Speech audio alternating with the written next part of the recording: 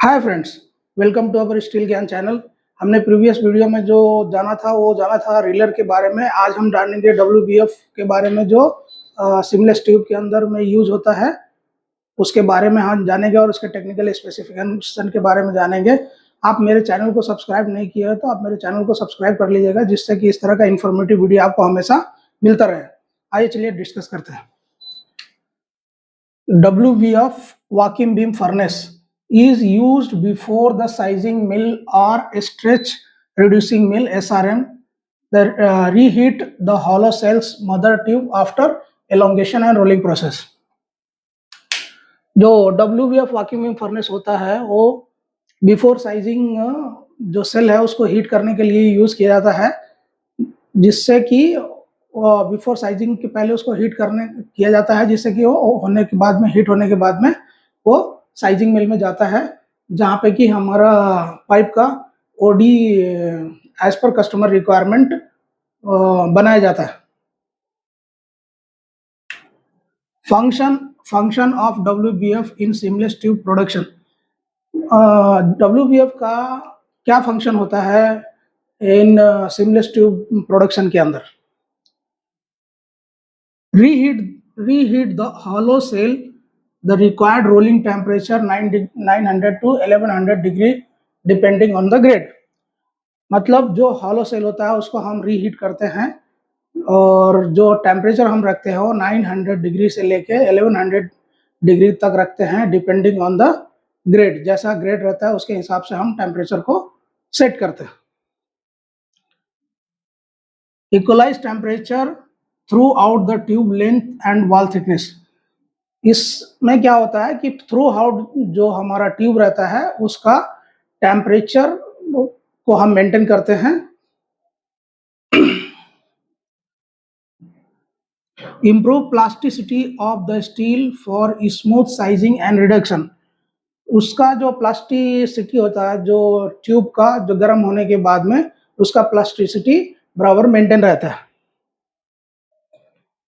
Reduce rolling load on the size or SRM.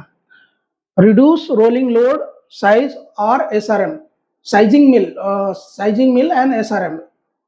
कहीं पे sizing मिल पहले यूज होता है, उसके बाद में SRM होता है, जो अकॉर्डिंग टू उसका रिडक्शन के हिसाब से फर्स्ट साइजिंग मिल में जाता है, उसके बाद में SRM में जाता है।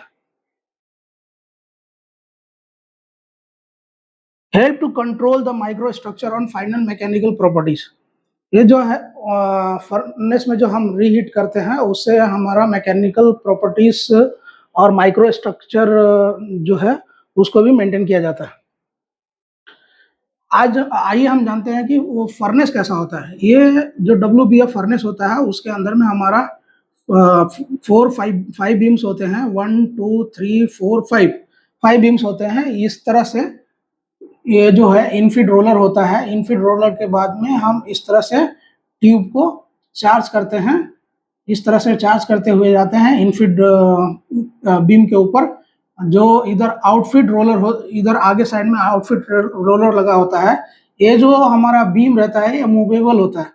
मूव करते हुए वो जो पाइप से आगे की तरफ में जाता है। इस समय में ये हमारा जो बीम होता है 1 2 3 4 5, ये सारा बीम जो है फर्स्ट जो होता है वो रिवर्स होता है, उसके बाद में अप होता है, उसके बाद में फॉरवर्ड होता है, उसके बाद में डाउन होता है। इस तरह से रिवर्स होते हुए वो साइकिल के थ्रू ये जो ट्यूब है वो हमारा डिस्चार्जिंग रोलर टेबल पे आता है। डिस्चार्जिंग रोलर टेबल पे आने के बाद में वो हमारा मटेरियल जो है साइजिंग में जाता है और उसके बाद में SRM में जाता है, जहाँ पे हम जो पाइप होता है उसका ओडी को हम मेंटेन करते हैं। उसका ओडी को हम मेंटेन करते हैं। मेंटेन करने के जो है वो अलग अलग मेंटेन किया जाता है। मेंटेन करने के समय हम जो टेम्परेचर है उसका विशेष रूप से ध्यान रखते हैं WBF के अंदर, क्योंकि अगर टेम्परेचर अगर हमारा WBF के अंदर कम रहेगा तो हमारा जो साइज है according to as per customer requirement नहीं आएगा। इस तरह से हमारा वैक्यूम बीम फर्नेस काम करता है और हमारा जो मटेरियल है उसको हीट करके वो आगे की तरफ फॉरवर्ड करते हुए आता है। अभी हम जानेंगे प्रोसेस सीक्वेंस के बारे में। जो प्रोसेस सीक्वेंस यूज होता है सीमलेस ट्यूब के अंदर वो इस प्रकार होता है। फर्स्ट जो है हम राउंड बिलेट कटिंग करते हैं, उसके बाद में आरएचएफ में चार्जिंग करते हैं जिसको हम रोटी हाथ फर्नेस कहते हैं। उसके बाद में हमारा जो मटेरियल है वो जाता है पियर्सर पे। पियर्सर पे जाने के बाद हमारा मदर हॉलो बनता है। उसके बाद में हमारा मटेरियल जाता है एलोंगेटर पे, जहाँ पे हम ट्यूब का लेंथ को और थिकनेस को मेंटेन करते हैं। उसके बाद में हमारा जो है एलोंगेटर के बाद में हमारा मटेरियल जाता है रिलेट पे, जहां हम मटेरियल के आईडी और ओडी को फिनिश करते हैं। उसके बाद में हमारा मटेरियल जो जाता है वो डब्ल्यूबीएफ के अंदर जाता है, जिसके बारे में हमने अभी डिस्कस किया, डब्ल्यूबीएफ वैक्यूम बीम फर्नेस। उसके बाद में हमारा जो मटेरियल जाता है वो साइजिंग एसआरएम में जाता है। साइजिंग और एसआरएम के बाद में वो मटेरियल हमारा कूलिंग बेड में जाता है। कूलिंग बेड के बाद में हमारा मटेरियल जो है वो फिनिशिंग के लिए नेक्स्ट प्रोसेस के लिए जाता है। यहाँ तक हमने जो जाना है ये है डब्ल्यूबीएफ के बारे में जाना है। अब नेक्स्ट वीडियो में हम साइजिंग के टेक्निकल स्पेसिफिकेशन के बारे में जानेंगे और उसके प्रोसेस के बारे में जानेंगे। Thank you for watching.